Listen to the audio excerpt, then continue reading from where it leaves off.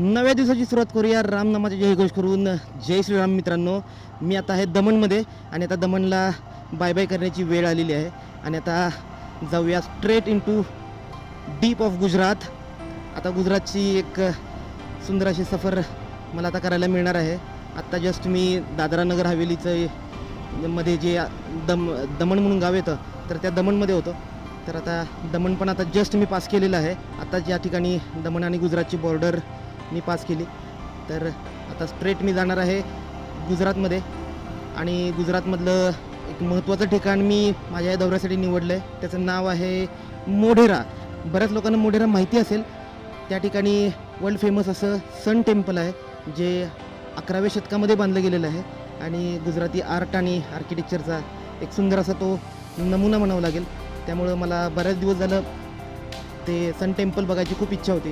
त्याच्यामुळे ह्या गुजरातच्या सफरमध्ये माझं सन टेम्पलसुद्धा बघून होईल.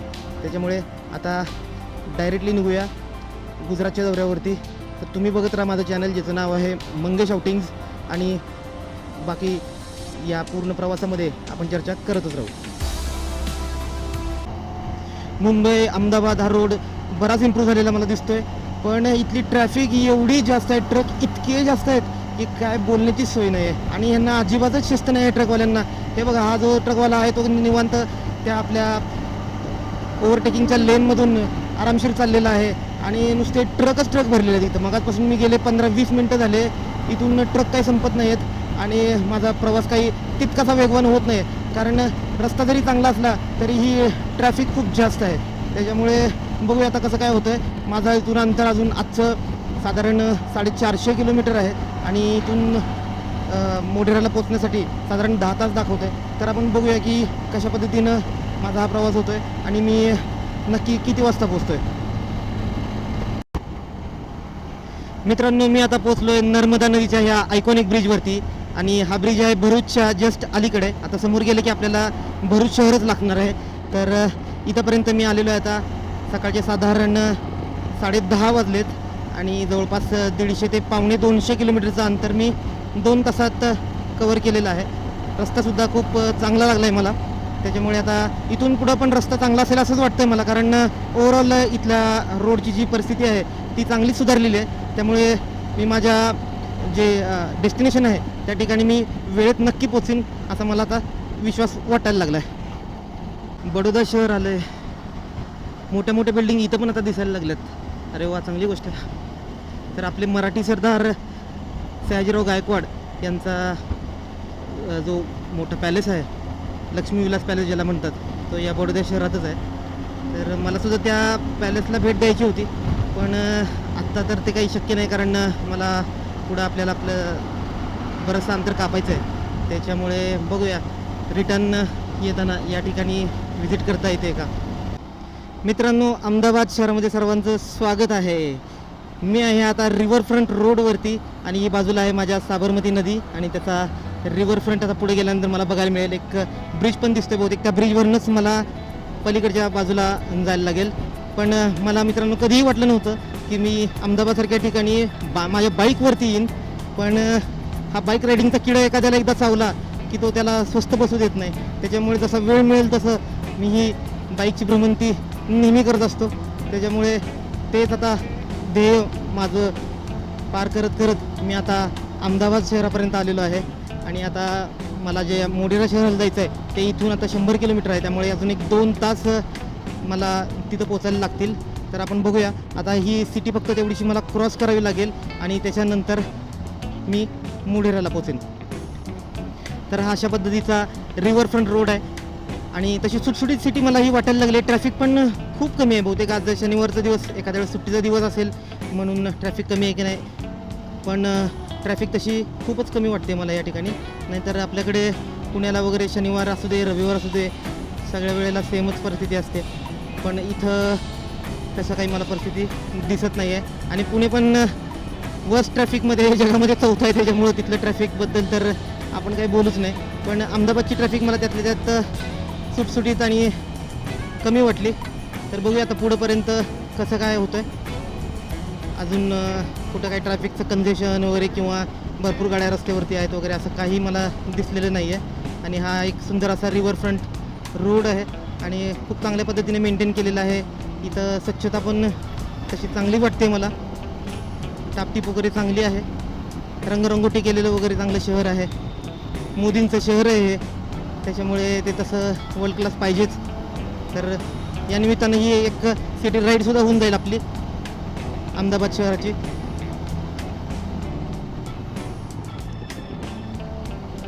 हा बाजूला पूर्ण रिव्हरफ्रंट त्यांनी डेव्हलप केलेला आहे आणि मला कारंजे वगैरे पण याच्यामध्ये केलेले दिसले. मला सुंदर दिसत होतं ते सगळं.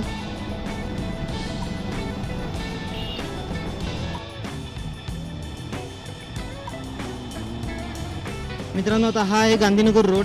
आत्ताच मी मागं बोर्ड बघितला, welcome to the greenest city capital of India. गांधीनगरला त्यांनी तसं म्हणलेलं आहे. तर आता बघूया नक्की ग्रीनेस्ट सिटी याला का म्हणलेलं आहे. आता मी जवळपास गांधीनगर गुजरात या सिटीमध्ये 10 ते 12 किलोमीटरचा प्रवास केलेला आहे. तर अजूनपर्यंत मला एकसुद्धा सिग्नल लागला नाही 10 ते 12 किलोमीटरला. खरंच विचार करण्यासारखी गोष्ट आहे, चांगली गोष्ट आहे ही खरं म्हणजे. नाहीतर एवढं शक्य नसतं. अगदी 500-500 मीटर 1-1 किलोमीटरला आपल्याकडे सिग्नल आहेत आणि एवढं सगळं असूनसुद्धा ट्रॅफिकची कोंडी होतच असते. पण इथं तर मला तसं काही दिसत नाही आहे. एक चांगली प्लॅन सिटी मला वाटली या ठिकाणी. तर बघूया आता ही ग्रीन सिटी ह्याला का म्हणलं आहे. पुढे गेल्यानंतर जरा तसं काही दिसलं खास तर मी तुम्हाला नक्की दाखवेन. फक्त 15 ते 20 मिनटं लागले मला अहमदाबाद सिटी पूर्णपणे एका टोकावरून दुसऱ्या टोकाला क्रॉस करण्यासाठी. खरंच चांगली गोष्ट आहे ही, कारण पुण्यामध्ये जर आपण बघितलं तर एका टोकावरून दुसऱ्या टोकावरती जाण्यासाठी किमान आपल्याला अर्धा ते पाऊण तासाचा वेळ लागतो आणि त्याच्यामध्ये पण एक 5-10 सिग्नल असतात. पण इथं विदाऊट सिग्नल 15 मिनटामध्ये खरंच चांगली गोष्ट आहे. आणि आता मी लागलेलो आहे जो नॅशनल हायवे आहे जो मला मोढेराकडे घेऊन जाणार आहे, तर त्या रोडवरती. आणि इथून अंतर राहिले फक्त 80 किलोमीटर आणि माझं एस्टिमेटेड अरायवल टाईम आहे साधारण 3:45 वाजताचं.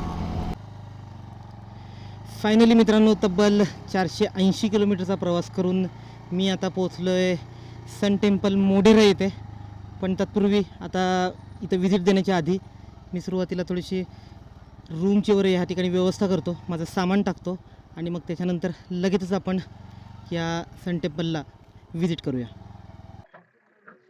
तर मित्रांनो, मी पोचलो आता मोढेरा येथील सूर्यमंदिराच्या कॅम्पसमध्ये.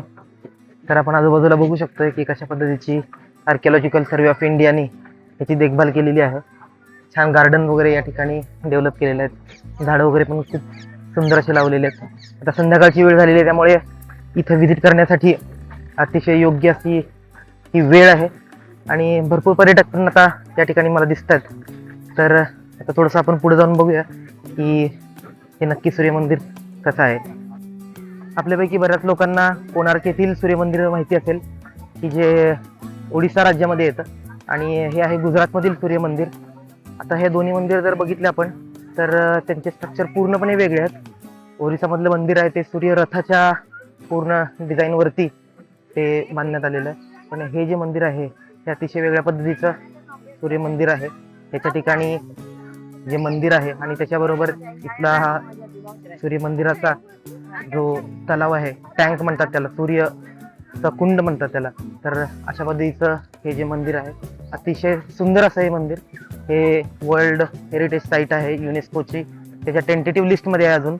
अजूनही फायनल ते झालेलं नाही आहे. तर 2022 त्याचा समावेश करण्यात आला आहे, पण अजून ती फायनल नाही आहे. तर आता आपण जसं जसं जवळ जातोय तसं तसं हे मंदिर आपल्यासमोर येत आहे. तर अशा पद्धतीचं हे सूर्य मंदिर आहे. तर थोडंसं आपण पुढे जाऊन जवळून हे मंदिर कसं दिसतंय हे बघूया. या मंदिराच्या इतिहासामध्ये आपण थोडं डोकावलं तर बऱ्याचशा महत्त्वाच्या गोष्टी आपल्याला लक्षात यायला लागतात. तर हे मंदिर जे आहे ते 11व्या शतकामध्ये बांधण्यात आलं. तर हा जो कुंड या ठिकाणी दिसतोय हा सर्वप्रथम बांधला गेला होता आणि त्याच्यानंतर मग हे जे मंदिर आहे त्याची ॲडिशन करण्यात आली होती. तर हे जे मंदिर आहे सोळंकी राजा भीमदेव प्रथम याच्या कारकिर्दीमध्ये हे मंदिर बांधलं होतं. आता हे मंदिर जे आहे ते खरं म्हणजे एक ऐतिहासिक याच्या मागे एक महत्त्व आहे.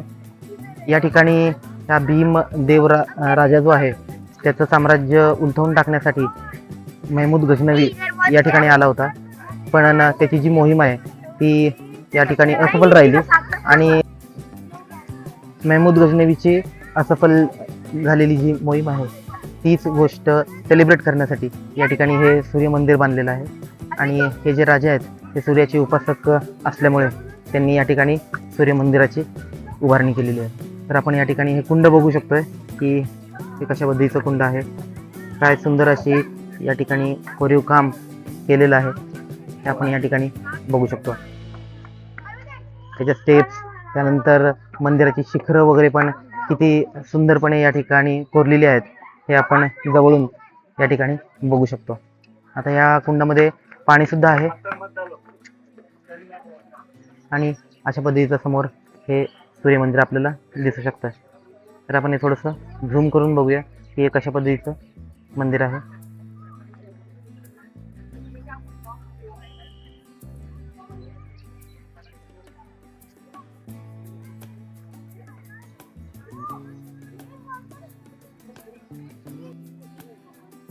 हे मंदिर जे आहे हे गुजर स्थापत्य शैलीमध्ये पूर्णपणे घडवण्यात आलेलं आहे. आणि आपण जर ह्याचं लोकेशन बघितलं तर मोढेरा हे साधारण अहमदाबादपासून 100 किलोमीटरवरती येतं आणि हे मेहसाणा जिल्ह्यामध्ये हे मोढेरा हे ठिकाण आहे.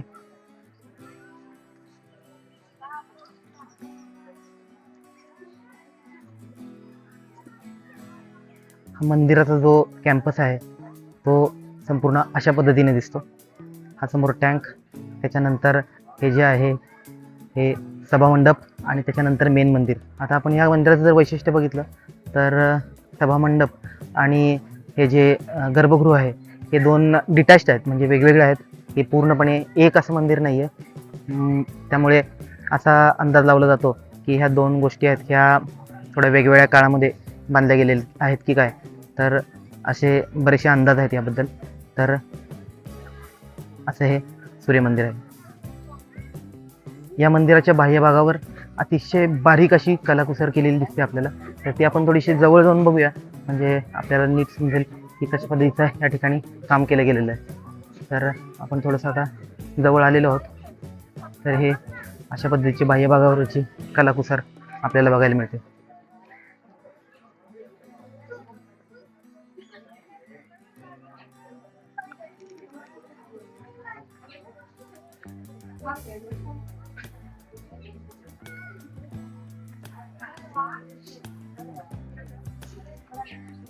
त्याचे कॉलम तुम्ही बघा, किती बारीक काम त्याच्यावरती कॉलमवरती केलेलं आहे.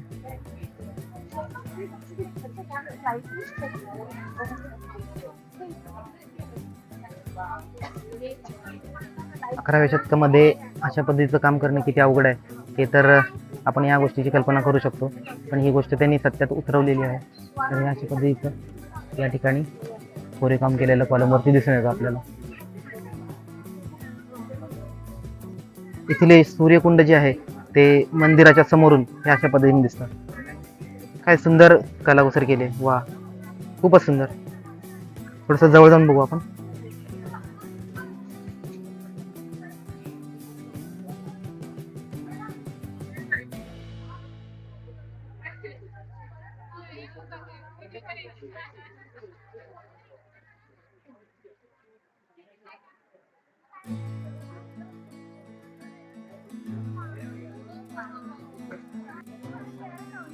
हा आहे या मंदिराचा सभामंडप किंवा नृत्य मंडप.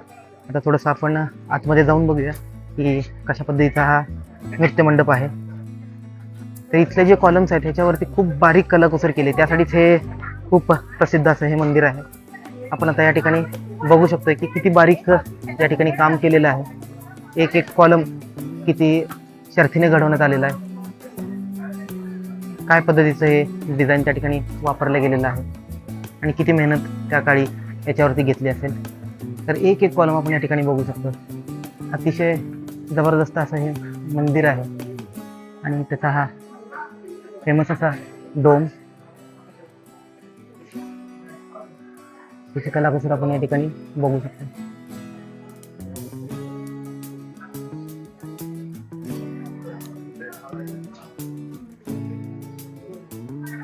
अतिशय सुंदर आहे.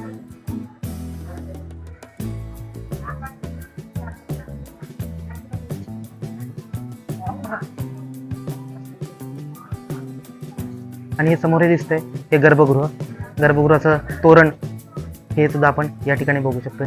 किती सुंदर मंदिर हे घडवलेलं आहे. जसं जसं आपण या मंदिरामध्ये प्रवेश करतो तसं तसं आपण खरंच चकित व्हायला होतं. तर हे अशा पद्धतीचा हा त्याचा गर्भगृह.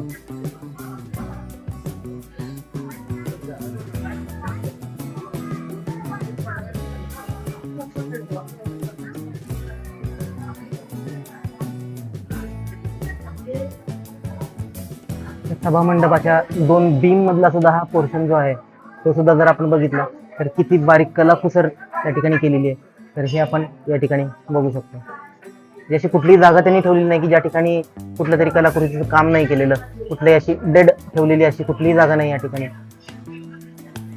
जिकडं बघावं तिकडं अतिशय सुंदर कलाकुसरीचं काम या ठिकाणी आपण बघू शकतो.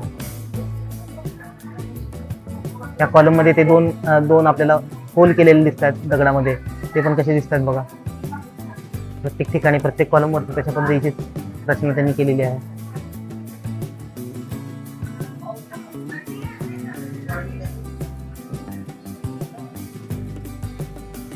प्रत्येक ठिकाणी नर्तिका वगैरे यांची शिल्प या ठिकाणी कोरलेली आहेत.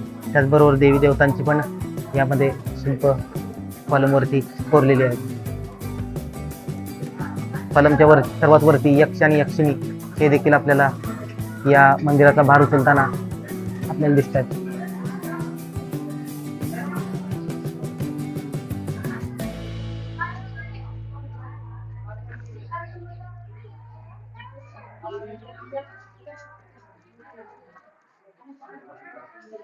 तर आपण आता गर्भगृहाकडे चाललेलो आहोत.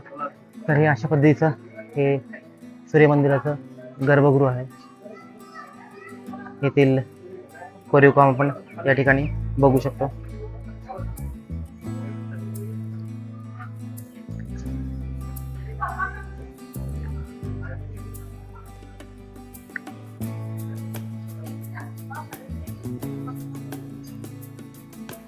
हे अशा पद्धतीचं हे गर्भगृह आहे. सकाळच्या सूर्याची पहिली किरणं थेट इथे या गर्भगृहामध्ये पोचतात. हेच या मंदिराचं वैशिष्ट्य आहे. तर अशा पद्धतीचं हे मंदिराचं गर्भगृह आहे.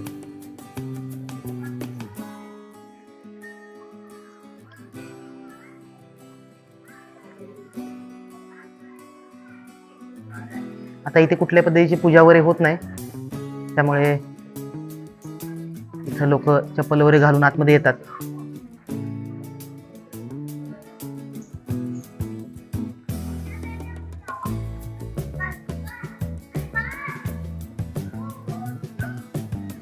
गर्भगृहाचा हा बाह्य भाग आहे. आपण थोडासा डिटेलमध्ये या ठिकाणी बघूया. तर या ठिकाणी सर्वात महत्त्वाची एक मूर्ती म्हणजे आपल्याला एक त्रिमूर्तीची या ठिकाणी शिल्प आपल्याला कोरलेलं या ठिकाणी दिसून येतं. याचबरोबर लक्ष्मीचे वगैरे पण या ठिकाणी शिल्प कोरण्यात आलेलं आहे. विविध देवतांची या ठिकाणी शिल्प कोरलेली आहेत. हे आपण या ठिकाणी बघू शकतो.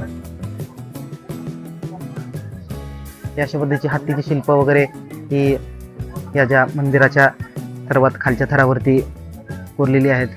हे आपण होयसळांची जी शैली आहे त्याच शैलीचं हे मंदिर सुद्धा मला जाणवत आहे.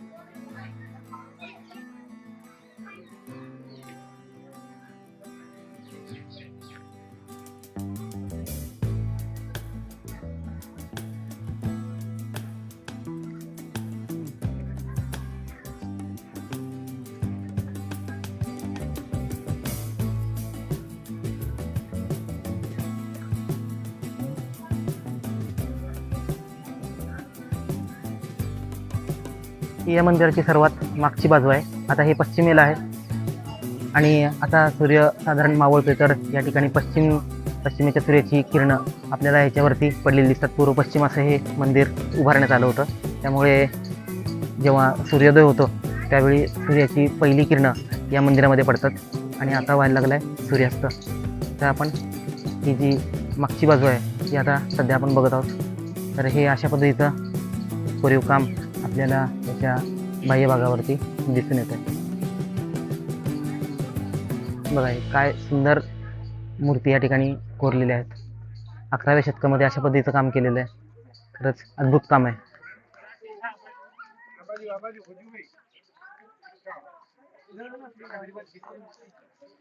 मंदिराच्या कळसावरचं वगैरे पण कोरीव काम किती सुंदर आहे हे आपण यामध्ये बघू शकतो. इथं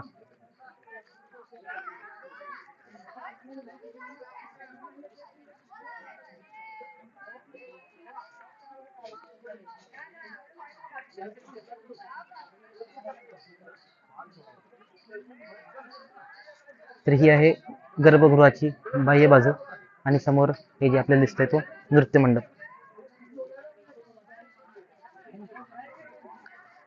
नृत्य मंडपाचा कळस आता पूर्णपणे तुटलेला आहे.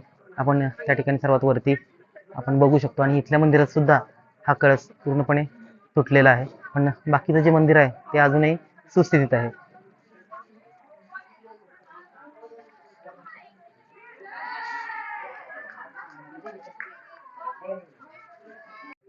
पश्चिमेकडून सूर्याची किरण या सभा मंडपावर पडल्यानंतर हे कशा पद्धतीचं मंदिर उजळून निघतंय हे आपण यामध्ये बघू शकतो.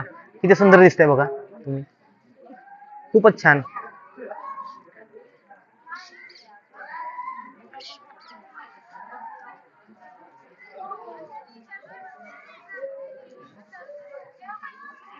तर मित्रांनो हे होतं मोढेरा येथील सूर्य मंदिर. तर हे तुम्हाला कसं वाटलं हे मला नक्की सांगा. तर आणि या ठिकाणी जरूर तुम्ही भेट द्या. तुम्ही या ठिकाणी भेट दिल्यानंतर तुम्हाला खूप छान वाटेल. खूप वर्थ असं हे मंदिर आहे. या ठिकाणी आपण नक्की भेट द्यायला हवी. आणि तुम्ही पण या ठिकाणी भेट कधी देणार आहात हे सुद्धा मला कमेंट करून नक्की कळवा. और सूर्य से मिली अग्नि से ही शुरू होती है फिर वेद की पहली ऋचा अग्नि, जो सूर्य के प्रकाश और ऊष्मा में थी.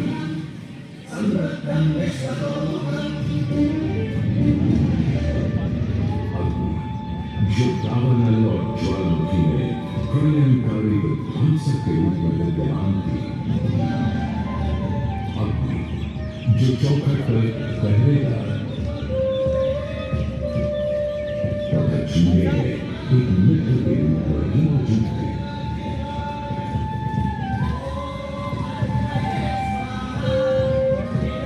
तभी तो भारत ही नहीं पुरातन मिस्र में रा, दक्षिण अमेरिका में इंद्री, अफ्रीका में नीजा, फारस में अबी, चीन में जुरान, जापान में कालुसूची और कोचन, तुर्की में अलाज, यूनान में हेफेस्टोस हेलिकोस और रोमनों में वाइकेन और फीनस जैसे पौराणिक अग्नि स्वरूप देवों की कल्पना विद्यमान है.